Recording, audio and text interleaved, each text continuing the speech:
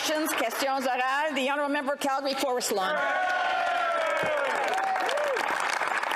After 8 years of failed Liberal policies driving up inflation, Canadians are faced with high interest rates, higher mortgage payments, and seeing home prices double across the country. An average monthly mortgage under this government has more than doubled, going from $1,500 to more than $3,000. Home ownership is also impossible and a pipe dream for 9 out of 10 young people, as 35-year-olds are forced to continue to live in their parents' basements.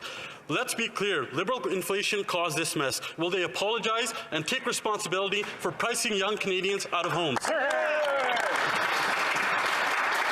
The Honourable Parliamentary Secretary. Madam Speaker, our plan not only makes life more affordable for Canadians, but is also fiscally responsible. We have confirmed our AAA credit rating. We have recovered 121% of our jobs lost during the pandemic, while the United States has only recovered 106%. We have maintained the lowest deficit and the lowest net debt to GDP ratio in the G7. That positions us very well to get inflation under control, improve affordability, and make sure that we create good, sustainable jobs for Canadians. 8 years of failed Liberal policies, Canadians have never had it so bad. And as Liberals continue to fist bump each other for spending hundreds of billions of dollars of other people's money, the results are absolutely horrific. 1 in 5 Canadians are completely out of money. 1 in 5 Canadians are skipping meals. And not only did Liberal inflation drive up the price of everything, they pile drive Canadians by raising taxes on them. Why are they so intent on taking more money from Canadians, leaving hardworking people and their family with less money and empty stomachs? The Honourable Minister of Immigration, Refugee and Citizenship. Madam Speaker, I'm getting tired of listening to the Conservatives talk down Canadians and the Canadian economy. They should be getting to work to support Canadians in their time of need. We've made efforts through this pandemic to make sure that families could continue to put food on the table and keep a roof over their heads. We made efforts to make sure businesses could keep their doors open and the lights on. Every step of the way, they have opposed these measures. We're going to be there for Canadians in their time of need because it's the right thing to do. The Conservative strategy to combat inflation is to take more money away from families. We will be there for them in the time of need, no matter what it takes. Yes, I want to remind members that when someone has the floor that they should be listening to the answer. They may not like the answer, but they should listen to it. The Honourable Member for Calgary Forest Lawn wasn't interrupted during his question, and I would ask the same respect for when the answers are there. So the Honourable Member for Calgary Forest Lawn. We won't take advice from the guy who broke the immigration system. And after 8 years, the Liberals continue to deny any responsibility for the Liberal inflation that they caused, causing all the pain on Canadians. But you know what? There's a list of random Liberals who prove that they are responsible. Tiff Macklem, who said inflation is homegrown. Mark Carney said inflation is a domestic issue. Bill Morneau admitted that the Liberals overspent. Even former Liberal Finance Minister John Manley said Liberal spending is fueling inflation. So should we believe these random Liberals that continue to say that everything is rosy and fine, or should we believe the other random Liberals who say it's their fault for causing inflation?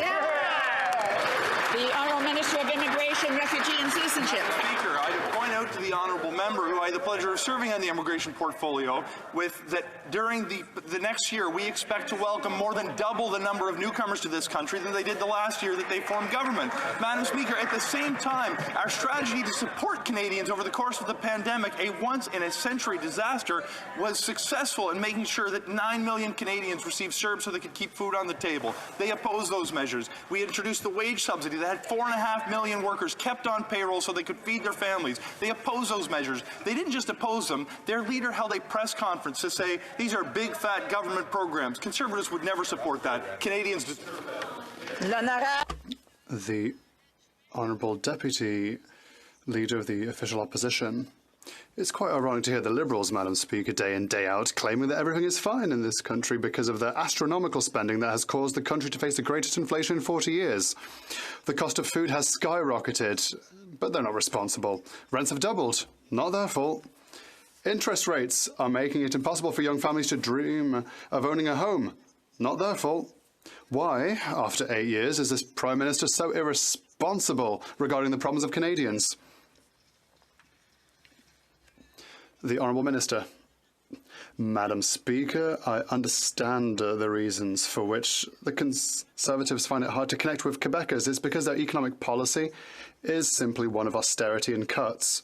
On this side of the House, we have implemented a number of measures to support Canadians and Quebecers. We increased benefits for seniors. We created a new benefit to help families pay for their rent. We have created a subsidy program for dental care for youth. Every single time the Conservatives voted against. The Honourable Deputy Leader of the Official Opposition. We have to listen to the Minister.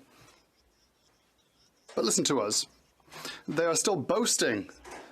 After 8 years, they are so disconnected from reality. Middle-class families are increasingly turning to food banks.